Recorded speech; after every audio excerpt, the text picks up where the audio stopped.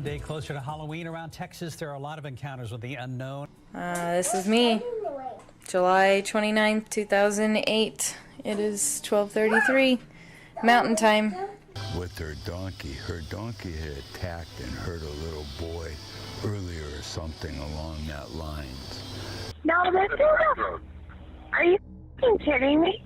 You better not take me anywhere I don't want to go. All right, what's going through your mind? I don't know. I'm really nervous. I'm freaking out. What is coming towards us? He's really tall. He's really tall. He's really tall. Okay.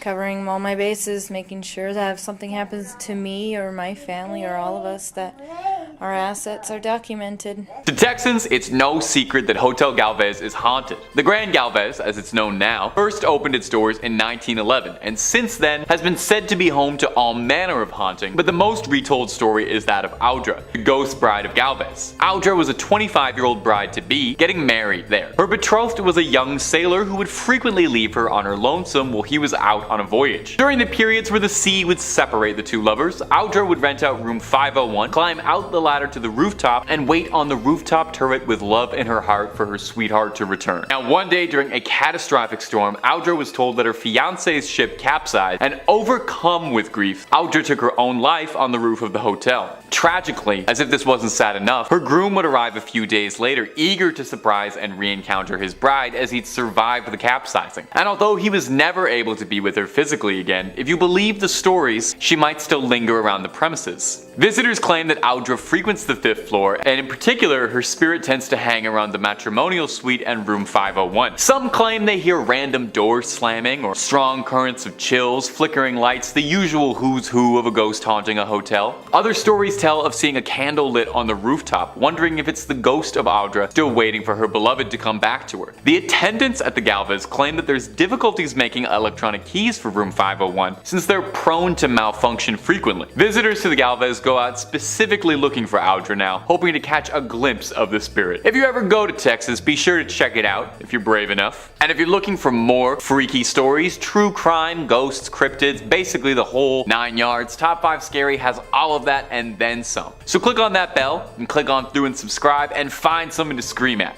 But do that at the end of this video, okay? We got way more mysteries in Texas coming up. Number 4, the Icebox Killer. The Icebox Killer refers to an incredibly grisly crime that haunted Houston, and if you believe the conspiracies, might be entangled in a much larger web of interest. Take a listen to this brutal crime. On June 23, 1965, 2 Houston police officers were sent for a fairly benign wellness check and went to investigate the home of a suburban family, the Rogers, Fred and Edwina, and their son Charles. Edwina's nephew was concerned because he hadn't seen or heard from his aunt in a concerning amount of time. The 2 officers went to check the house and got no response from a knock. A look around in the backyard, they found a makeshift barricade on the back door, which was more than a little suspicious, so they entered the house. One of the 2 detectives opened the fridge instinctively and saw a pile of raw meat in the fridge. The detective dismissed it as boar or pig, and you can probably see where this is going. They opened the vegetable crisper and were disgusted at what they found: the heads of Edwina and Fred Rogers. Police suspected initially that the son Charles had been behind it, but why, no one was particularly sure. Now, here's where this already upsetting strange case gets wild. There are allegations that Charles Rogers was present the day of the JFK assassination, and some allege he was one of the 3 tramps photographed with police escort by Dealey Plaza. The conspiracy alleges that Charles Rogers, who was a former Marine and served in the Office of Naval Intelligence, was involved somehow in the larger assassination plot, and the claim is that somehow his parents discovered his involvement with the conspiracy and he had to silence them and flee. A bold claim, but Charles Rogers was never found. No proof of a body, despite being declared dead. Now, did he vanish? Or was he himself silenced to tie up a loose knot as part of something infinitely larger than himself? We may never truly have the answers for this one. Number 3, UFO sighting. In December 29, 1980, Betty Cash saw something on the outskirts of Houston near Dayton that would change the course of her life forever, as she made a close encounter of the 3rd kind. She was driving her friend Vicki Landrum and Landrum's grandson home one night at 9 p.m. when the 3 of them noticed a bright light in the sky.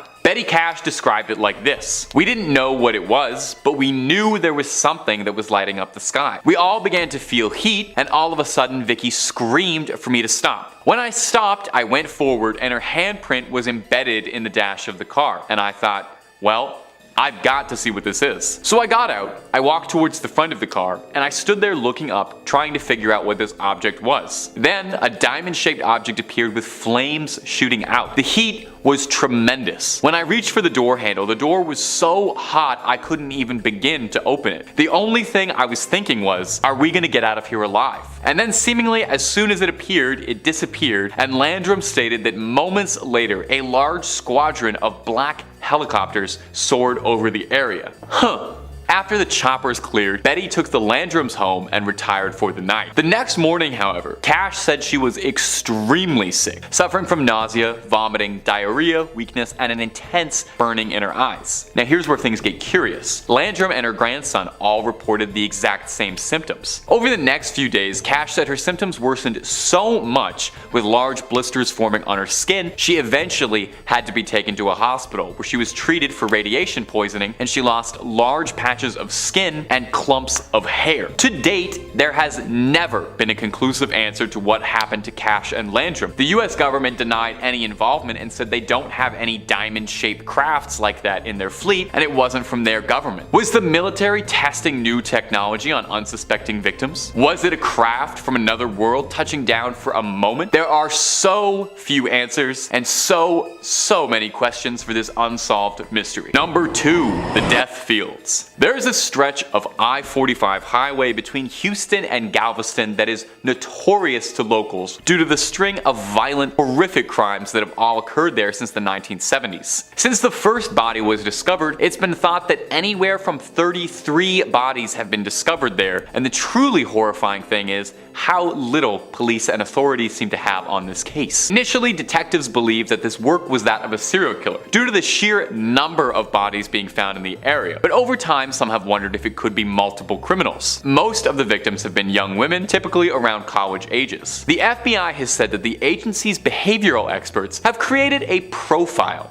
of a possible killer, but there are no known witnesses to any of the crimes and no common person to connect them all. An official statement that was given by the FBI said that the signs point to one killer, although multiple killers can't be ruled out. Given the nature of the area where the bodies were found, it was likely someone with roots in the area, someone who would have known these fields were a good place to hide a body. In 1998, a man named Edward Howard Bell was arrested and claimed to have been involved in the deaths of 11 girls in Galveston County. And although he was a suspect in the aforementioned I-45 case, police unfortunately didn't have enough evidence to tie him to those larger crimes. Only one death on the I-45 was ever convicted, when Louisiana police arrested Kevin Edison Smith in 2009 on a completely unrelated charge. A DNA test found that it matched the body of a girl who had disappeared from Texas in 1996 and whose body was tragically found on the I-45. From this confession and conviction from two different criminals, it's suspected that multiple people were involved in these grisly crimes. Hopefully one day this case can be closed for good and the I-45 can go back to just being a highway. And number 1, the Servant Girl Annihilator. Perhaps one of the most infamous criminals to ever live in Austin, and to this day is still anonymous and possibly will forever. The Servant Girl Annihilator, absolutely brutally named, I cannot believe they called him that, was a serial killer who preyed on young women in Austin between 1884 and 85. He is thought by some to be America's first serial killer, hardly a badge of honor if you ask me. He attacked wantonly, and despite his name, he was not exclusively targeting women. He fatally attacked 7 women, 1 man, and additionally seriously injured 6 women and 2 men. All of his victims he would attack indoors while asleep and then would finish the job outside, leaving them to be found. His victims were all posed in similar manners and were all found with a sharp object inserted into their ears. Texan lawman started a manhunt for the criminal, arresting 400 men in the year of 85 in a desperate attempt for any leads on who was terrorizing the community. Interestingly, the top theory of elected officials at the time was that the Servant Girl Annihilator couldn't possibly have been committing all of these crimes by himself as one lone arranged criminal, but rather an identity shared by a group of men carrying out heinous acts all together. Now, in the end, no one was ever successfully accused of being the servant girl annihilator. And what happened to him was additional police patrols and civilian militias around Austin ended up scaring the annihilator off. Or so you think. A theory, although an outlandish one, is that the servant girl annihilator would move to London to continue his crimes, as 3 years later, the Whitechapel killings would start and Jack the Ripper would terrorize the streets of London, leading to some people suspecting that maybe these two lunatics were connected in a way. Think about that, a globe-trotting serial killer wasn't content with just one, had to move, get two different scary nicknames. Imagine if both your nicknames were servant girl annihilator and Jack the Ripper. A little much for one guy, if you ask me. Number 5, the Lexington. If you're a Texas native, then you probably don't need much introduction to the USS Lexington. Formerly known as the Blue Ghost, the decommissioned aircraft carrier now stands as a museum, and it's thought by some to hold a lot more than some old war relics and stories. Might just contain some old souls who've never quite left its service. The museum's director of operations, Charles Russell, claims that the museum receives hundreds upon hundreds of reports of supernatural and inexplicable activity and sightings every single year. Most famous among them is a benevolent ghost dressed in a sailor's uniform who aids guests in finding their way around the ship before vanishing back into the air. He describes one particularly vivid encounter with a spirit inhabiting his office where, after losing 6 pens over the course of a week, he found all of them arranged perfectly, laying side by side in front of his keyboard. He reassures visitors that the spirits who live aboard the Lexington are playful, not frightful. They're more like Casper in that regard, I guess. Other stories tell sightings and reports of hearing lost souls running for cover after a torpedo attack, describing running sounds and other strange noises in the hangar bay. The paranormal tour guide aboard the Lexington describes it as, this was their home and they don't want to go anywhere else. I kind of get it, you know? I'd want to live on an aircraft carrier, that seems pretty cool. I'd try to swing that as long as I could. Like most purportedly haunted locations, if finding something spooky in the cold steel of the Lexington truly interests you, the museum offers a paranormal investigation tour, where guests can spend the night with their own equipment in the hopes of finding someone to trip up your EVP meter. And if that ain't enough for you and you're looking for something spooky from the confines of your own home, well, we can hook you up with that real easy. Click through on Top 5 Scary, because we've got loads of videos about haunted spots, ghosts, ghouls, goblins, aliens, cryptids, conspiracies, and just about anything freaky you can think up. Stay subscribed, stay scared, but, you know, stay watching this video as well, okay? We worked hard. Number 4, Le Carafe. Le Carafe up in Houston looks unassuming at first. Looks like a pretty typical dive bar experience. Looks nice though, I definitely would like to go. But if you believe the rumors, allegedly this is one of the most haunted buildings in the entire state. The bar also is one of the oldest buildings in Texas as well, having been initially built sometime in the early 1800s. It's seen life as quite a few things: a pharmacy, an apothecary, a bakery, and eventually Le Carafe. So it's not too surprising that in all of its years of service, picked up a few guests who aren't ready to pay the bill and leave just yet. Many regular customers have a ghost story to tell you, as well as the bartenders. Many report strange noises, a glass breaking mysteriously, some even seeing lipstick stains in a glass they're drinking from appear out of nowhere. Do ghosts have germs? Is it safe to share a drink with a ghost? I don't know if I would do that unless we got to know each other a bit first, and then hey, anything can happen. I'm open. The bar is said to be haunted by a former tender named Carl, who frequent guests claim they can hear shouting out for last call still years after passing the bar. Some claim they can see Carl's silhouette through a second-floor window. Another ghost said to haunt the premises is the Lady in White, who supposedly pushed attractive women down the stairs. Hardly a way to get them to like you, let me tell you from experience. She's thought to be the ghost of a woman who ran a cat house near the Carafe. Believers say that they see orbs and mist in photos and feel cold spots all over. I guess you could say they serve up more than one kind of spirits. I'll see myself out. I'm sorry, that's not my best work. If you're ever in Houston and looking for a bit of spooky ambiance, definitely check out the Carafe and all of its otherworldly guests. Just make sure to tip your ghost about 15%. Number 3, the Driscoll Hotel. The Driscoll Hotel is another shining spot in the state, said to be a hotbed of paranormal activity. Lone Star State, Lone Scare State, more like. With how many ghosts are said to live in this place, it's hard to imagine that you'd even be able to get a free room. One of the more notable ones is the owner, the cowboy Jesse Driscoll himself, who built the place originally. Shortly after the hotel's construction, it's said that Jesse came under very hard times. So, desperate for money, Jesse gambled away the deed to the hotel in a game of cards, and was forever swallowed by this guilt, losing his cherished prize. It's said his spirit still resides in this hotel, in the room looking out at 6th Street and Brazos. A consultant once reported looking out of the window in this room and seeing a man dressed in old western attire, puffing a cigar, asking, "Hey fella, what are you doing in my room?" When he flicked the lights on and off to make sure he wasn't seeing what he thought he'd seen, the varmint disappeared, leaving behind only a trail of smoke. Another notable ghost guests like to talk about is the Bride, the ghost of a distraught woman who ended her life in the early 1990s after her wedding was called off, as she blew through all her money in a desperate coping attempt. I get it. Guests say that they see her ghost towing bags up and down the halls of the hotel, still running mad. Now I'll leave you with one last good spooky story out of the Driscoll. There was actually so many for this one. Definitely read up on it at home or visit if you're nearby. It seems like there's a lot going on. There's a painting on the 5th floor. It's a painting of a little girl holding a bouquet of flowers in one hand and a letter in the other. Paranormal enthusiasts claim that this painting is the daughter of a US senator who passed away in a freak accident at the hotel, and her spirit lingers on in the canvas. Guests claim that they can feel something tugging at their coats or legs when they walk on by.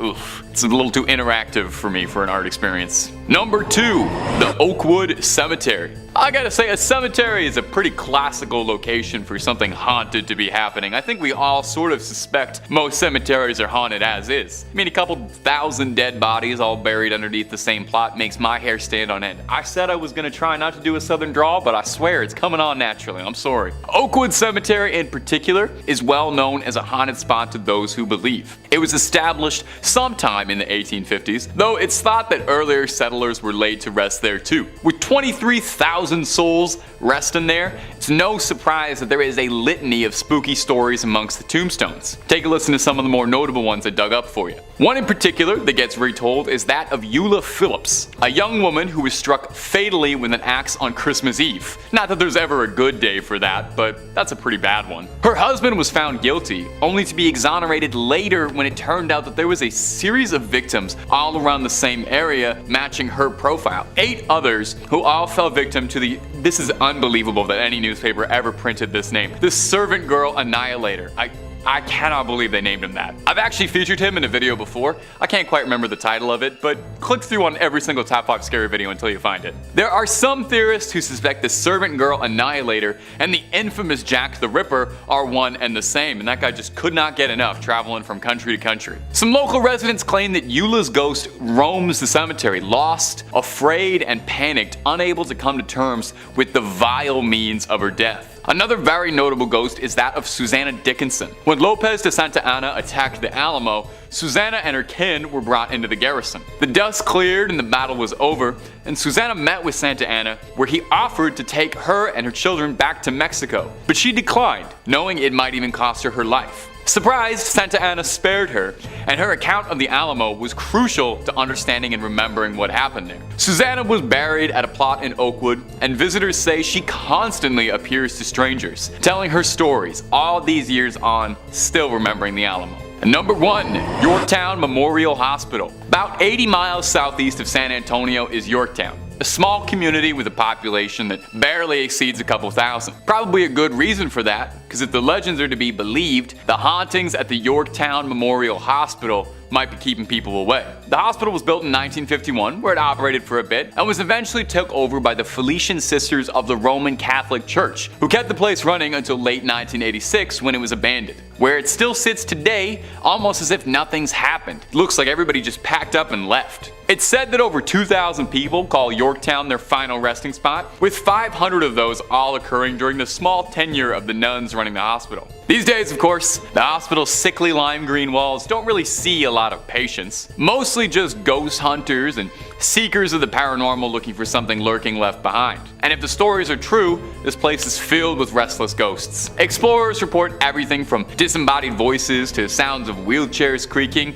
mysterious flashes of lights, orbs, mists, cold chills, you know, the usual who's who greatest hits of haunted spots. Now, you don't even need to be told this place is haunted to worry about it. I mean, just look at it. The place looks like it's straight out of Silent Hill, down to the rusted pipes and leaky hallways, but don't fret, no, there are ghosts. One in particular is that of a late surgeon, one Leon Norwirski. He was infamous around the hospital for his sloppy handiwork, and was said to have lost a number of patients in his time, and his spirit as such has been cursed to wander the facilities endlessly. Keeps writing terrifying messages on the wall, but no one can read them because he's a doctor. That's not my best work. I'm really sorry. Some of these should have stayed on the writing board. Another infamous ghost is that of Sally, a young girl who's said to still live in the hospital's halls, heard happily playing, jovially dancing around, and even asking explorers to read her favorite story when she encounters them. I hope someone takes her up on that. Not me though, nothing personal. I just have like a policy about not reading stories to ghosts. Number 5 on this list is Woman Hollering Creek. The Woman Hollering Creek is a very scary and haunted place located very close to San Antonio. It's haunted by a very dangerous ghost of a woman. The legend says that a woman who was in a horrible marriage, one where her husband would sadly abuse her, started to lose her mind. She fell into a deep depression and in the creek that we're looking at, drowned her. She did this right before she took her own life as well, making it one of the saddest tragedies in this region's history. Well, it seems that her spirit never actually moved on. Her ghost is believed to regret what she did and how it all happened and can't find peace. Her regret manifests itself in a very sick and scary way though. She misses her children, and it's believed that if a child is by the bank, she will grab them and bring them down to the bottom of the creek with her to be her friend. Sadly, as you may have guessed, this doesn't go well for whoever was taken. This is why parents warn their children about going near this place without their supervision. It's very likely that this legend is just a tale made up by parents to scare their kids into staying by their side. But considering the potential consequences, I wouldn't want to take the risk. Number 4 on this list is La Carafe. Most times, bars are a sanctuary. In fact, in the entirety of the time that I've been hosting on this channel, I don't know if I've ever talked about a haunted bar before. Hard to get a place haunted when everybody that goes there is usually drinking and having a good time. A haunted bar is exactly what we have with this entry though. Thrillist says, some bars have that special, boozy charm that keeps the wine flowing and customers returning. For La Carafe, however, their popularity lies within their infamous ghost sightings and architectural ode to the French Quarter. Built in 1847, this bar is said to be the oldest pub in the downtown Market Square district. Every inch of the cozy nook sports an eclectic history, from the numerous black and white photographs on the walls to the tales of important figures such as Sam Houston being a regular guest there. And considering this building's antiquated age, it's no surprise that a couple of phantoms also call this place home. Among the rumored residents is a former bartender named Carl, who still clocks in for his shift and keeps an eye on the establishment, especially on the second floor, which is reportedly vacant after closing time. Customers have also reported glasses breaking, hearing heavy footsteps and eerie bangs, and sensing cold spots in the bathroom. This is definitely a weird one because nobody really knows why this place is as haunted as it is. Like, yes, the bar owner kind of makes sense, but from my reading, he didn't die in an unusual or tragic way by any means, just a normal passing. I suppose the good thing here is that these spirits don't seem to be particularly aggressive, and if I could just get a drink with some ghosts without fearing for my life, then I mean that'd be pretty cool. However, ghosts are unpredictable to say the least, and I'm sure that there are plenty of other bars in Houston that aren't haunted where you could grab a beer. Number 3 on this list is the Driskill Hotel. This hotel is located in Austin and has a very haunted history. Thrillist says, you might not think the Driskill is haunted based on its clean and recently renovated interior or its brief, stunning appearance on AMC's Texas-brimmed drama, The Sons, but it's loaded with plenty of stories that keep even the most adventurous guests running from these historic halls. Consider the girl who fell to her death down the grand staircase. The brides who killed themselves in the bathtub of the same room exactly 20 years apart, and the reports of Colonel Jesse Driscoll checking on his hotel, cigar still lit in his mouth. These spirits have haunted many people throughout the years of this hotel's operation. So many reports of sightings and feelings of presences have been had. Lots of people say that they'll feel someone over their shoulder, touching their hair, or a hand on their back, but when they turn around, they don't see anything at all.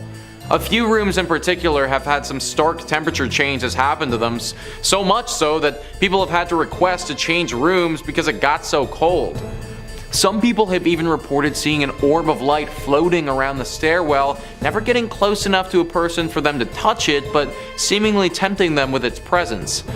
This is your classic haunted hotel, and it checks all the boxes as being one of the most haunted spots in Texas. Number 2 on this list is the AI Engineering Building. Now these days when somebody says AI, you automatically think of artificial intelligence, but that's not actually what this AI stands for. It actually stands for Animal Industries. Texas Highways says in 1959, Roy Simmons, foreman of the meat locker in Texas A&M University's old Animal Industries building, was performing a bit of a routine butchery on a slab of bacon. As he was cutting toward himself, the knife slipped in his hand, stabbing his leg near the groin. The blade cut open his femoral artery. His assistant, who'd stepped out for a moment, returned to find him bleeding out on the floor. An ambulance was summoned, but in vain. Simmons died before he could be removed from the building. Sims' death was a tragic accident, but it doesn't take much for a tragic accident to take on a more ghostly cast. In the daytime, we never thought much about any ghosts or strange occurrences, says Jeffrey Saville, a Texas A&M professor who was an undergrad and grad student in the 1970s. It was the nights when we were in the meat laboratory conducting research, usually by ourselves, that one would hear strange noises or feel like you weren't alone. Over the years, Saville says, students and custodians working in the bowels of the building have reported invisible footsteps, strange noises, and objects scattered far from their original resting spots. Saville attributes many of the stories to the natural spookiness of an old building and noisy machinery such as the elevator and the refrigeration compressors. A series of renovations of the building have turned the site of Sims' accident into an office space. Whether or not Sims' ghost roams the hallways, Saville says, one thing keeping his memory alive is the lesson offered by his death. It became a precautionary tale each semester as we visited with students about safety and meat cutting. It gets their attention when you tell them that somebody lost their life because of a knife accident. And I imagine it also gets their attention when his literal ghost is haunting them as they try to learn. If you're big into Animal Industries, then maybe look at some other schooling options before settling in on Texas A&M. And finally, number 1 on this list is Goatman's Bridge. Now this bridge isn't the greatest of all time like the name might suggest. In fact, it's probably one of the worst bridges of all time based on how freaking haunted it is. It was built back in 1884 and initially was used as a very popular spot to move cattle across. Over the years, a tragedy struck this bridge that has it being haunted by a dark and demonic spirit. It's a sad story where a colored goat farmer was murdered by some Klansmen on this bridge many years ago. It's believed that the demonic spirit that haunts this place now is that of this goat farmer who was horribly wronged back then. Locals around this area do not go over this bridge at nighttime unless they really have to. So many sightings have happened over the years where people will go over the bridge and be met on the other side by said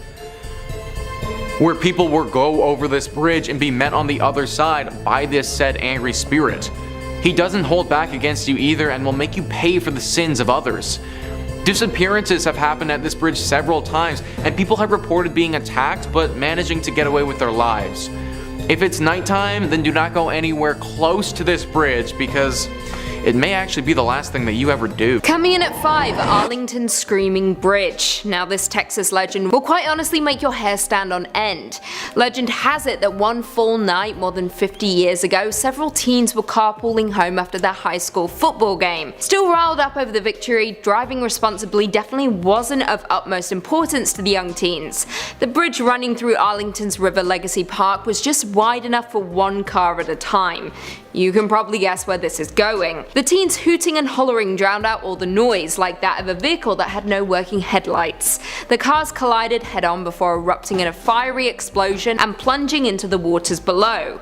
Nobody survived. The bridge is now closed to vehicular traffic, with the site only accessed on foot. However, it now has a new name gifted to it by locals: Screaming Bridge, a name which was coined after the first brave souls went exploring along the bridge and experienced events that can only be explained by the supernatural. Legend has it, if you stand on the bridge and gaze into the river below, you'll see a tombstone for each of the deceased with their names, date of birth and death. Visit at midnight on the anniversary and you'll hear two cars screeching towards each other before colliding. Coming in at 4, the nurse at Bexar County Hospital. If you ever find yourself in Texas, whatever you do not find yourself at the dilapidated Bexar County Hospital, because it is supposedly housing the spirit based on an American serial killer called Janine Jones. Now, the real-life killer is responsible for the deaths of up to 60 infants and children in her care as a licensed vocational nurse during the 1970s and 1980s. In 1994, she was convicted of murder and was sentenced to 99 years in prison with triple credit. Now, the legend of the nurse at Bexar County Hospital is similar treading, with legend stating that a murderous spirit used to wander the halls killing patients in order of their room number, first 201, then 202, 203, 204. It began in one ward where patients all began asking about one particular nurse. However, when the staff checked the security camera, they found the patients speaking to seemingly no one. They saw the curtains close on their own, tracheotomy tubes get pulled out by an unseen force, but then, very quickly, the patients began dying in their room number order. Like I said, many Bexar County locals believe the legend to be based off of Janine Jones, but what do you guys think? Coming in at 3, Summit Elementary School. In Amarillo, Texas, there's a haunting legend surrounding a closed and abandoned school that everyone avoids. The Summit Elementary School is one of the most haunted locations in all of Texas, and its dark history makes it a hub for ghosts and spirits alike. The school was open up until 1972 and is haunted for numerous reasons, including a janitor who killed students and stuck them in the boiler, racially motivated murders that took place in the school, and murdered prostitutes hidden in the walls. These are just a few of the legends surrounding the terrifying building.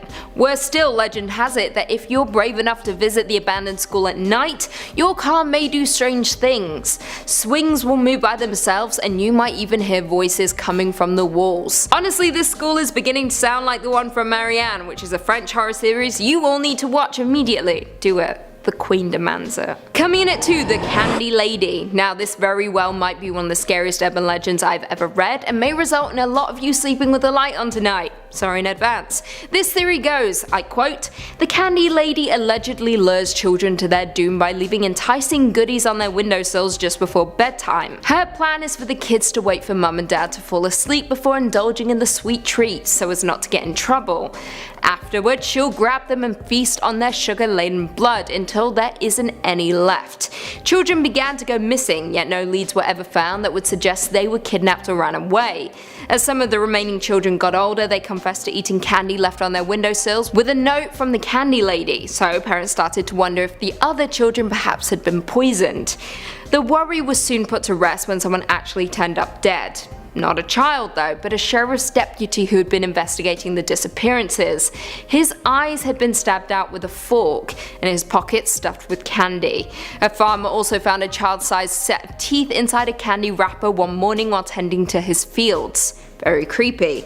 The legend still remains in Texas, and whenever children go missing, people are very quick to blame the Candy Lady. And finally, coming in at number 1, Black-Eyed Children. Black-Eyed Children or Black-Eyed Kids are a contemporary legend of supposed paranormal creatures that resemble children between the ages of 6 and 16 with pale skin and black eyes who are reportedly seen hitchhiking or are encountered on doorsteps of residential homes. Now, children are creepy already. They say strange things and their innocence allows them to breach the barrier between the living and the dead that we jaded adults just don't possess. However, the Black-Eyed Children legend is one for the history books and is downright terrifying. In the late 90s, a journalist named Brian Bethel was working in his town of Abilene, Texas, when he encountered something he'll never forget. He was parked outside a movie theater when 2 children knocked on his window. Brian couldn't quite understand why, but he was completely overcome with fear at the sight of them. He rolled down the window regardless, and the kids asked him for a ride back to their home so that they could get cash for the movie. His fear, however, made him hesitate, but the children were persistent. They then began to say some weird things, like, "We're not armed" or anything. Brian looked back at the kids and noticed how their eyes had turned pitch black. They then began screaming at him that they could only come in the car if he invited them in, so he quickly drove away. He spread the word about the black-eyed children and was surprised when a lot of other people came forward reporting similar experiences. Number 5. The Screaming Bridge. Now, our first Texan urban legend is a long-told story based on a real tragedy. The accident on Screaming Bridge. Geesh, if that is not a name, that sounds more like it belongs on Hogwarts campus than it does somewhere in Texas. Over 50 years ago, several students were carpooling home after their football team defeated their rivals in a major victory. The students were riding high, celebrating, and were definitely not concerned with driving safely. I mean, come on, they just won the big game. Who wouldn't be celebrating? The bridge running through Arlington's River Legacy Park was wide enough to accommodate maybe one car at a time, if that. And the students were hollering and hooting and not even remotely looking at the road, drowning out the outside world and focused on themselves and this beautiful moment in time, not worrying about their future, their surroundings, the car speeding towards them. Unfortunately, by the time anyone could realize what was happening, it was too late to stop it. The cars collided, erupting in a horrifying explosion, claiming the lives tragically of every single person involved in this crash. Now, this bridge can only be accessed by foot now. It was then given the name Screaming Bridge in honor of the horrible events that had happened up there. Now, local legends state that if you do journey up to Screaming Bridge and you stand looking right over at the river, you'll be able to see the apparitions of tombstones of all the victims. Goes a little further though. Visit up at midnight on the day of the crash, the anniversary. They say you're able to hear the screeching of the cars and the screaming of the victims, hence Screaming Bridge. Scary, scary stuff. I'm probably gonna take a little detour if I'm ever down in Arlington. I think I'm good. I'm sure there are plenty of non-haunted bridges for me to keep my feet on. And if you're looking for way more scary content, Top 5 Scary is the place to be. We've got urban legends from across the globe, horror movies, true tales, cryptids, ghosts, aliens, just about everything scary you could shake a stick at. So stay subscribed, but way more importantly, stay scared. And hey, stay watching this video, okay, before you check out the rest of the channel. We got way more cryptids and urban legends to go. Number 4, the Chupacabra. The Chupacabra is one of my absolute favorite cryptids out there. I love the variants in sightings and legends because sometimes, depending on who's telling the story, the Chupacabra is described as being like an alien, reptilian, like horrible little goblin guy that runs around on all fours and is from another planet and sucking all the goats. And then sometimes in some stories the Chupacabra is just like a weird looking dog. I love it. Not all cryptids need complicated lore. Sometimes they're just a weird looking dog. Now, legends of the Chupacabra stemmed initially from Puerto Rico.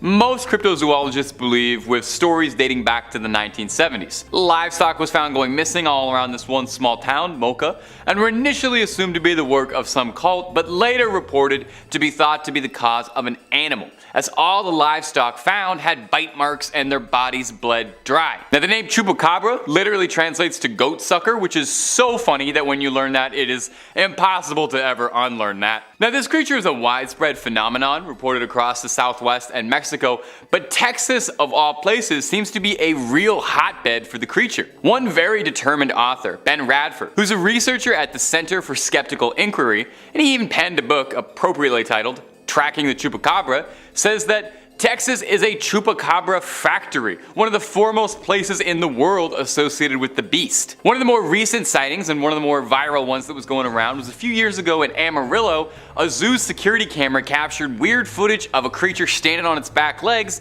that looks a whole lot like a Chupacabra or Crash Bandicoot. You decide for yourself. Number 3, the black-eyed children. Our next entry details the paranormal sighting of a cryptid called the Black-Eyed Children. Nailing down the first earliest sighting of Black-Eyed Children ever is difficult since there are some conflicting reports, but most people tend to agree that the first widely recognized instance of this was from a journalist in Texas in 1996 all the way down in Abilene. Brian Bethel was a journalist working at the time, and he said he stopped in a parking lot near a movie theater to write a check. He heard a knocking on the door of his car, and he looked up from his pen and paper and said, and I'm quoting him on this, he said he felt a soul-racking fear looking out at a boy and his younger brother. The boy told Bethel that he and his younger brother both wanted to catch a movie, but they didn't have any money. Bethel was uncomfortable with this, but dismissed it as just having the jitters. The two kids told him that, hey, we're just kids, nothing to be scared of,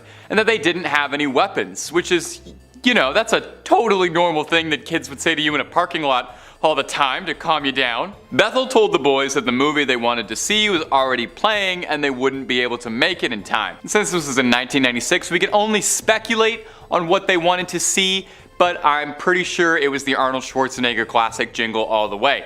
Anyway, Bethel said when he broke eye contact with the young little weirdos, he found himself completely swallowed by his own fear. The boy's eyes then became completely black, obsidian as midnight on a moonless night. Bethel's story kickstarted a number of sightings of these black-eyed children across Texas and even showing up in other states. No one's got any idea just what they were or what they wanted really. Like, what are they? What are their goals? Were they even human or just creatures sort of masquerading as humans? And did they really just want to see a movie and maybe he should have just driven them down to the Cineplex? We may never get answers on that one. Number 2, the Candy Lady. Now our next story is a real sweet one. It details an old urban legend about a nightmarish figure named the Candy Lady. Does she know the Candy Man, do you reckon? I bet they would be a great fit for each other if anyone wants to set that blind date up. Anywho, the Candy Lady, despite the sweet nickname, was a ruthless criminal with little regard for her victims. Her real name was Clara Crane, but history remembers her as the Candy Lady since that's way scarier. Get ready for a humdinger of a ghost story. In 1895, she was accused of poisoning her husband by slipping him caramel candies that she had laced with something lethal. Now, a couple years before, this young couple had lost their child, causing Clara to become distraught. Clara blamed her husband for what had happened to the child, leading her to add a little extra sugar to his sweets. Oh, I'm making light of this. That's terrible. If she poisoned her husband, that's just terrible. I don't want to joke about that. Clara was deemed unfit for trial and was placed in the North Texas Lunatic Asylum, which, don't worry, thankfully received the much more pleasant name as Terrell State Hospital down the line. I can't believe that's ever what it was called before. Imagine getting sent to the North Texas Lunatic Asylum. Unfortunately, her stay at the North Texas Lunatic Asylum would not be the end of her legacy. I just wanted to say it again one more time. I'm sorry. Can you blame me? In 1903, people started going missing around the town Clara lived in. Bizarrely, relatives of the victims would report finding candies and candy wrappers around their home. Sometimes there would even be threatening little notes on these candies. Locals started speaking again of Clara Crane, the woman who infamously poisoned her husband with dark candies years back. Now here's where it gets bone-chilling. A nearby farmer found a bunch of teeth in his fields and then discovered the body of the town sheriff in his field without his choppers and forks in his eyes and candy in his pockets. Now, no one knows what truly became of Clara Crane. There's not really a lot of records for this thing, but she's become a great ghost story to locals who tell the tale of her luring people away with her sweet little treats and taking their teeth and eyes in return. Oh my god, that's giving me a toothache just talking about it. We have to move on from this one, otherwise I'm gonna have to book a dentist appointment soon. Okay, moving on. Number 1, the Donkey Lady. I saved the best for last. Our last entry is the bizarre legend of the Donkey Lady. Now there's a few variations on the origin of the Donkey Lady, but the stories always end up the same horrible way.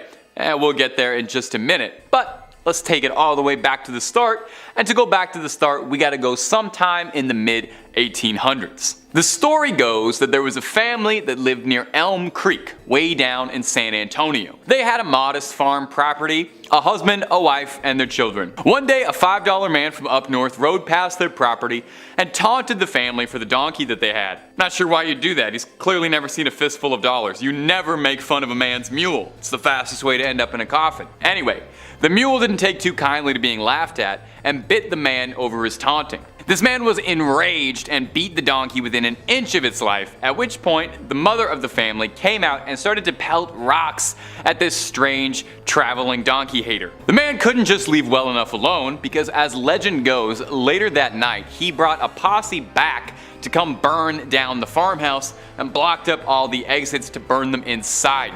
All over a donkey, allegedly. The farmhouse went up in flames. The only survivor, tragically, was the wife who initially had come to the donkey's defense.